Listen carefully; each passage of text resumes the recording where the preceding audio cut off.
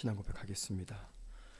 전능하사 천지를 만드신 하나님 아버지를 내가 믿사오며 그 외아들 우리 주 예수 그리스도를 믿사오니 이는 성령으로 잉태하사 동정녀 마리아에게 나시고 본디오 빌라도에게 고난을 받으사 십자가에 못 박혀 죽으시고 장사한 지 사흘 만에 죽은 자 가운데서 다시 살아나시며 하늘에 오르사 전능하신 하나님 우편에 앉아 계시다가 저로서 산자와 죽은 자를 심판으로 오시리라.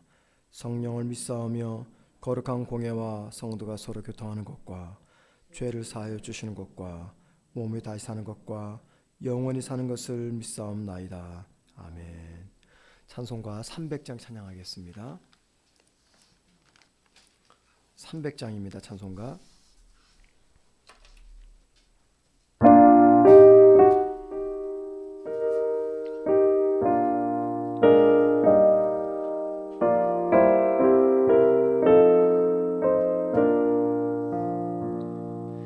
내 맘이 낙심되며 근심에 눌릴 때 주께서 내게 오사 위로해 주시네. 가는 길 캄캄하고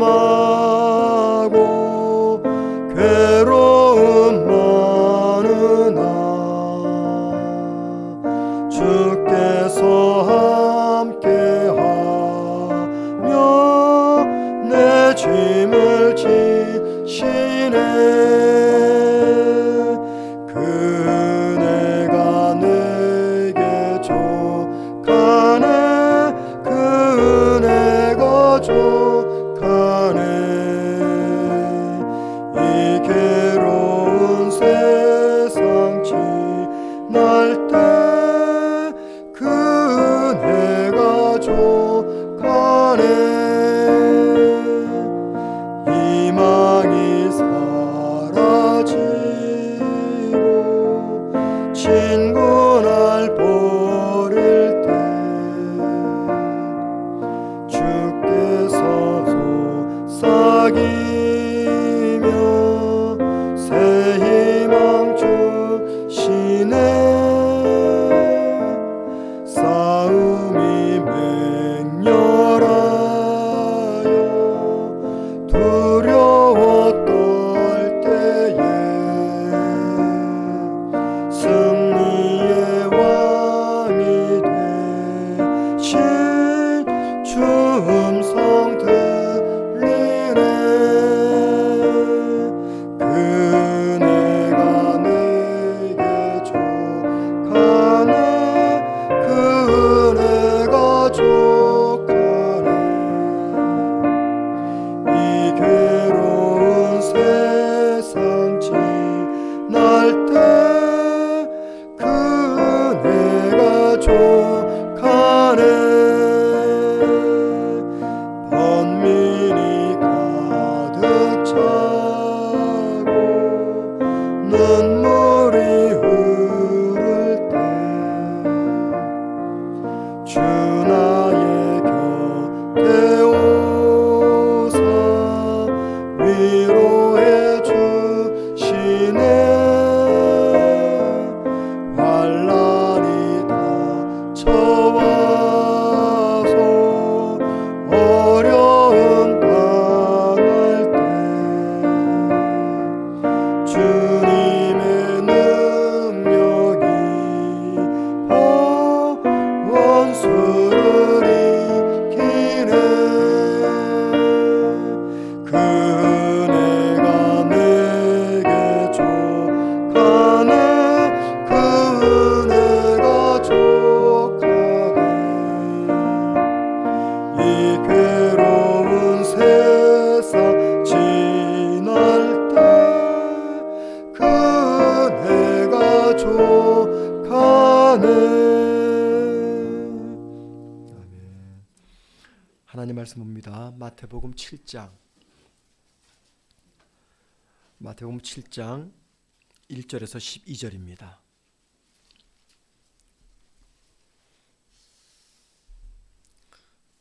7장 1절에서 12절 신약 구면입니다. 제가 혼자 읽도록 하겠습니다. 비판을 받지 아니하려거든 비판하지 말라. 너희가 비판하는 그 비판으로 너희가 비판을 받을 것이요 너희가 헤아리는 그 헤아림으로 너희가 헤아림을 받을 것이니라. 어찌하여 형제의 눈 속에 있는 티는 보고 내 눈 속에 있는 들보는 깨닫지 못하느냐. 보라, 내 눈 속에 들보가 있는데 어찌하여 형제에게 말하기를 나로 내 눈 속에 있는 티를 빼게 하라 하겠느냐. 외식하는 자여, 먼저 내 눈 속에서 들보를 빼어라. 그 후에야 밝히 보고 형제 눈 속에서 티를 빼리라. 거룩한 것을 개에게 주지 말며 너희 진주를 돼지 앞에 던지지 말라. 그들이 그것을 발로 밟고 돌이켜 너희를 찢어 상하게 할까 염려하라. 구하라, 그리하면 너희에게 주실 것이요 찾으라, 그리하면 찾아낼 것이요 문을 두드리라, 그리하면 너희에게 열릴 것이니 구하는 이마다 받을 것이요 찾는 이는 찾아낼 것이요 두드리는 이에게는 열릴 것이니라. 너희 중에 누가 아들이 떡을 달라 하는데 돌을 주며 생선을 달라 하는데 뱀을 줄 사람이 있겠느냐. 너희가 악한 자라도 좋은 것으로 자식에게 줄 알거든 하물며 하늘에 계신 너희 아버지께서 구하는 자에게 좋은 것으로 주시지 않겠느냐. 그러므로 무엇이든지 남에게 대접을 받고자 하는 대로 너희도 남을 대접하라. 이것이 율법이요 선지자니라. 아멘. 날이 조금 풀려서 본당으로 가도 되겠지만 여러분 뉴스를 보신 대로 지금 겨울 그 에너지 가격이 엄청나게 많이 올랐습니다. 그래서 조금만 더 있다가 본당으로 가야 되겠다 생각이 듭니다. 지금이야 히트 한두 개를 틀면 되지만 본당 가면 전체를 틀어야 되면요, 이게 보통 교육자들이 새벽 4시 10분에 와서 트는 게 아니라 예약을 걸어 놓습니다. 한 3시부터나 이렇게. 그러니까는 그나마 그렇게 좀 견딜 수 있었지, 만약에 출근해서 4시부터 틀면은 춥거든요. 근데 3시부터 틀어놓으면 너무나 많은 에너지 손실이 있기 때문에 조금만 좀 불편하더라도 이해해 주시기 바랍니다. 자, 오늘 본문은 두 가지 주제를 다루고 있습니다. 첫 번째는 비판이고 두 번째는 기도라는 예수님의 가르침에 관한 주제입니다.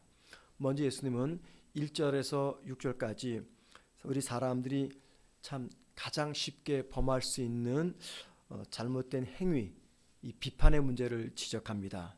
1절 말씀 보면 이렇게 말합니다. 비판을 받지 아니하거든 비판하지 말라. 여러분, 비판이란 무엇입니까? 비판이란 다른 사람에 대해서 성급하게 부정적인 판단을 하는 겁니다. 우리가 참 쉽게 범하는 잘못된 행위죠. 여기 비판하다 이 말이 원뜻이 뭐냐면 두 가지 의미가 있어요. 첫째는 분석하고 평가하다. 그 다음에 두 번째는 정죄하고 복수하다. 이런 두 가지 의미가 있어요. 첫 번째는 좀 긍정적인데 뒤에 거는 굉장히 부정적이죠. 때는 우리가 뭔가를 분석하고 평가하는 거 반드시 필요합니다. 더 나은 진보를 위해서 분석하고 평가하는 것은 꼭 필요한데 정죄하고 복수하는 것은요 정말 불필요한 겁니다. 엄밀히 말하면 누군가를 정죄하고 복수하는 것은 우리의 영역이 아니라 하나님의 영역입니다. 예수님께서 제자들에게 금하신 것은 정죄하고 복수하는 일뿐만이 아닙니다. 교만한 마음으로 남의 잘못을 들춰내고 비판하고 판단하는 것입니다.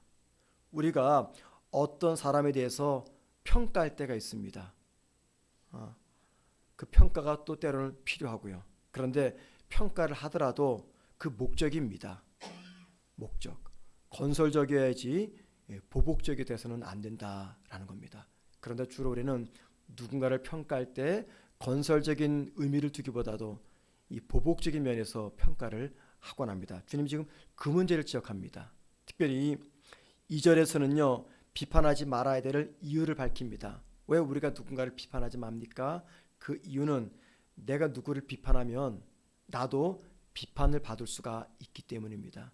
사람이 참 미련해요. 내가 누군가를 비판하면 이게 부메랑이 되어서 나에게 돌아올 것을 절대 생각하지 않습니다. 근데 주님이 뭐라 말씀하세요?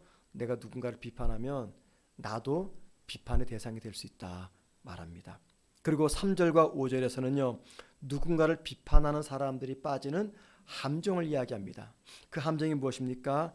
자기에게는 더 큰 허물이나 잘못이 있으면서 다른 사람이 작은 먼지 같은 허물을 비판하는 함정이라는 것입니다.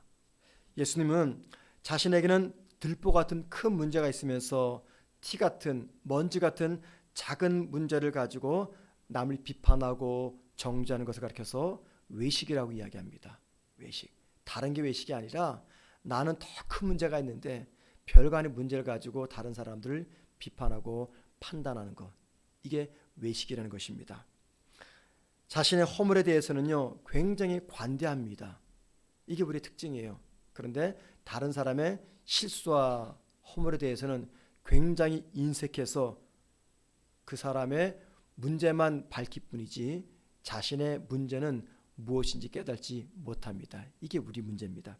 그렇기 때문에 다른 사람의 사소한 문제를 지적하기 앞서서 자기에게 있는 큰 허물을 먼저 깨닫고 제거하기 위해서 최선을 다해라. 그 말씀을 3절과 5절에서 하고 있는 것입니다. 자, 이 말씀은 결국 사람들이 모이는 이 많은 공동체, 특별히 성도가 모이는 이 교회 공동체를 건강하고 사랑이 넘치는 공동체를 만들기 위해서 꼭 필요한 말씀인 것이죠. 교회 안에 상처받고 시험받고 실족하는 성도가 없도록 하기 위해서 우리 모두가 꼭 기억해야 될 말씀입니다. 건전하고 발전적인 비판은요, 진실한 인간관계와 공동체의 발전을 위해서는 꼭 필요합니다. 그런데 그럼에도 불구하고 그 전에 자신의 모습을 먼저 돌아볼 줄 아는 그런 지혜가 우리에게 필요한 것이죠. 남을 비판하기 앞서서 자기 자신의 허물을 돌아보는 거, 이거 너무 중요합니다. 그런데 여러분, 그것보다 더 중요한 것이 있습니다. 그것은 우리가 누군가의 문제를 발견하고 그 사람을 비판하고 판단할 때 먼저 지녀야 될 마음 자세입니다. 그것은 그 사람의 입장에 서서 그 사람이 그렇게밖에 할 수 없었던 그 마음을 헤아리는 자세입니다. 누군가를 비판하고 판단하기 앞서서 그 사람이 왜 그랬을까? 그 사람의 입장에서 그렇게 말하고 행동했던 그 이유를 깊이 헤아리는 신중한 자세가 우리에게 필요합니다.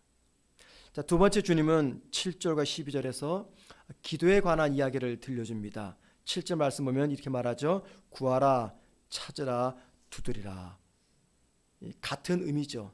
기도입니다. 기도를 강조하는 표현들입니다. 특별히 여기 구하라, 찾으라, 두드리라, 이 표현들의 시제는요, 현재 시제입니다. 현재. 그런데 헬라어 문법에서 현재 시제는요, 현재 진행형의 의미를 갖고 있습니다. 그러니까는 한번 구하고 끝나는 것이 아니라 계속해서 진행해라 그 말입니다. 계속해서 구하고 찾고 두드리라, 진행하라 그 말입니다. 왜 그럴까요? 8절 말씀 보면 구할 때까지, 찾을 때까지, 문이 열릴 때까지 계속해서 기도하라 말씀합니다. 이 말은 그러니까는 하나님께로부터 응답을 받을 때까지 기도해라 그 말이에요. 자, 그러면서 7절과 8절에서는요, 응답될 때까지 기도할 때 중요한 전제 조건 한 가지를 이야기합니다. 그게 무엇일까요? 하나님에 대한 신뢰입니다. 신뢰. 하나님에 대한 신뢰를 갖고 응답될 때까지 기도해라 그 말입니다. 여러분, 하나님에 대한 신뢰가 없는데 기도가 되겠습니까? 아무리 내 삶에 큰 문제가 찾아와서 기도하고 싶어도 하나님에 대한 신뢰감이 없으면 기도 못합니다. 그렇기 때문에 구하고 찾고 열릴 때까지 기도해야 되는데, 그때 중요한 것은 하나님에 대한 신뢰임을 이야기합니다. 자, 그러면서 9절과 10절에서는요, 하나님에 대한 신뢰를 강조하기 위해서 무슨 이야기합니까? 9절 말씀 보면 떡이 나오고 10절에서는 생선이 나옵니다. 떡과 생선은 그 당시 갈릴리 지역 사람들의 한 끼 식사였습니다. 자녀들이 밥을 먹을 때마다 부모님들에게 내가 밥을 먹어도 되겠습니까? 허락 구하지 않습니다. 자녀는 부모의 허락 없이 자기 마음대로 밥을 먹을 수가 있습니다. 특별히 9절 말씀 보면 주님 무슨 말씀하십니까? 빵을 달라고 할 때 돌을 줄 부모가 어디 있느냐. 왜 빵과 돌을 연결시킬까요? 당시 빵의 모습은요 꼭 돌의 모습과 유사했습니다. 또 무슨 이야기합니까? 생선을 달라 하는데 뱀을 줄 부모가 어디 있느냐. 왜 생선과 뱀을 연결시킬까요? 당시 갈릴리 바다에서 잡히는 물고기 중에 뱀처럼 생긴 물고기가 많이 있었습니다. 자, 이 말은 무슨 말입니까? 이런 이야기입니다. 인간 아버지는 자녀들을 절대 속이지 않는다. 돌을 주면서 이게 빵이다. 뱀을 주면서 이거 생선이다.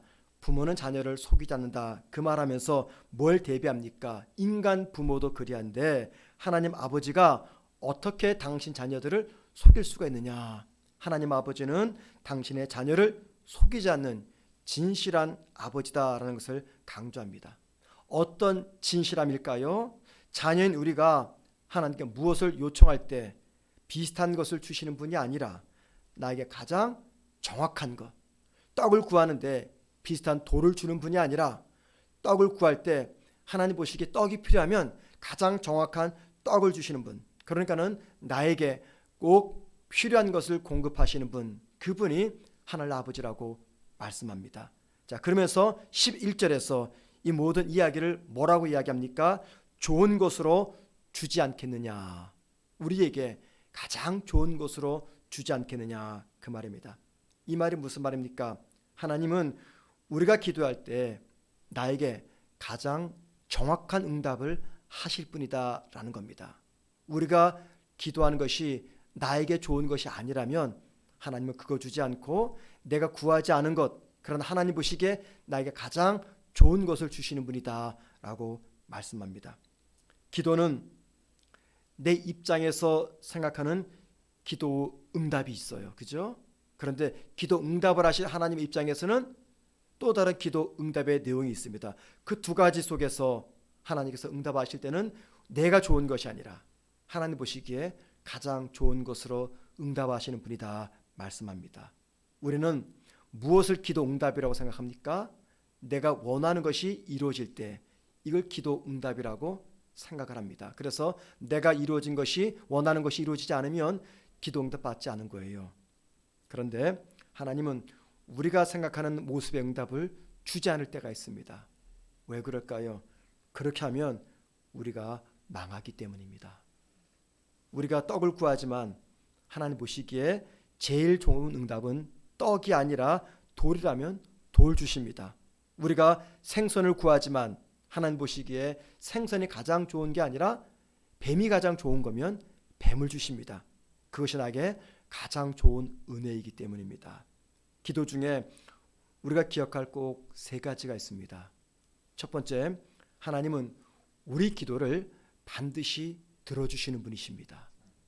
두 번째, 하나님은 아주 작고 사소한 문제의 기도까지도 들어주시는 분이십니다. 세 번째, 내 기도에 가장 좋은 것으로 응답하시는 분이십니다. 우리는 이 새벽에 기도할 때 어제 기도했던 그 내용 가지고 똑같이 기도하실 거예요. 오늘 기도했던 내용 내일도 또 기도할 겁니다. 우리가 잊지 말아야 될 것은 내 기도의 내용이 무슨 내용이든지 하나님은 나에게 꼭 맞는 은혜를 주시는 분이라는 겁니다. 이 하나님을 우리가 신뢰할 때 우리가 지치지 않고 기도합니다. 그러므로 기도 중심에 가장 중요한 게 무엇입니까? 내 기도 제목이 아니라, 응답이 아니라 하나님에 대한 신뢰입니다. 하나님을 신뢰함으로 기도에 승리하는 저와 여러분 되기를 주의 이름으로 축원을 드립니다. 기도하겠습니다. 하나님 아버지, 우리 성도들의 입에서 누군가를 비판하고 판단하는 부정적인 말이 나오지 않도록 오늘 한 날도 우리의 입술을 붙잡아 주옵소서. 하나님, 우리 기도의 응답이 더디다고 낙심하면서 하나님의 진실하심을 의심하지 않도록 도와 주옵소서. 하나님을 신뢰하는 마음으로 기도하고 하나님을 신뢰하는 마음으로 오늘 한 날을 살아가는 우리 모든 성도들과 성문교회 성도들 되게 하옵소서. 예수님의 이름으로 기도드립니다. 아멘. 하늘에 계신 우리 아버지여, 이름이 거룩히 여김을 받으시오며 나라의 마옵시며 뜻이 하늘에서 이루어진 것 같이 땅에서도 이루어지리다. 오늘날 우리에게 일용할 양식을 주옵시고 우리가 우리에게 죄 지은 자를 사하여 준 것 같이 우리 죄를 사하여 주옵시고 우리를 시험에 들게 하지 마옵시고 다만 악에서 구하옵소서. 대개 나라와 권세와 영광이 아버지께 영원히 싸움나이다. 아멘. 기도하시겠습니다. 기도하실 때 나의 입에서, 그리고 우리 가족의 입에서, 우리 성문교회 성도들의 입에서, 우리 세론들의 입에서 부정적인 판단과 비판이 나오지 않게 하옵소서. 기도하시고요. 두 번째, 기도의 응답이 더디다고 낙심하면서 하나님의 진실하심을 의심하지 않게 하옵소서. 기도하시고요. 세 번째, 수요 예배를 통한 은혜를 주시고 말씀을 전하실 우리 김인천 목사님을 성령으로 충만하게 하옵소서. 기도하신 다음에 각자 기도하시다가 기도하시겠습니다. 기도하겠습니다.